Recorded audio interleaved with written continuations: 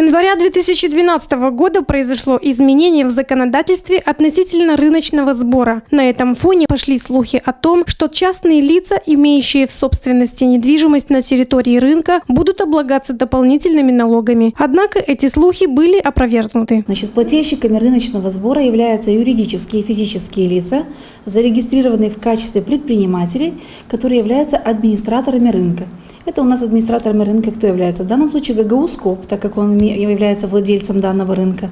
На новом рынке рынок «Буджак» администрацией рынка является администрация предприятия «Низерант». Но есть у нас такие еще ИП Богачев, он тоже имеет свой рыночек, значит, администрация рынка является он.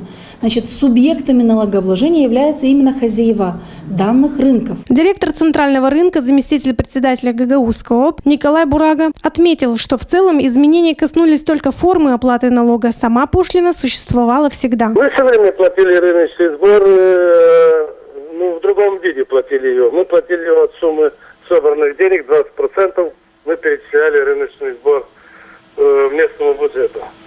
Но муниципальным советом муниципий Камрад с января этого года была изменена форма оплаты рыночного сбора не в процентном отношении, а с каждого квадратного метра.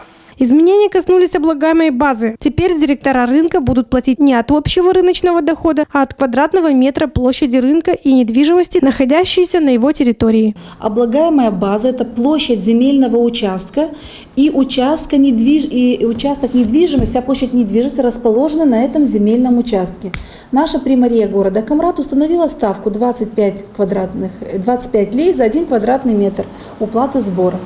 На других экономических агентов рыночный сбор не распространяется. Данные изменения не будут финансово отражаться на экономических агентах, работающих на территории рынка. Тарифы останутся прежними, заверил Николай Бурага.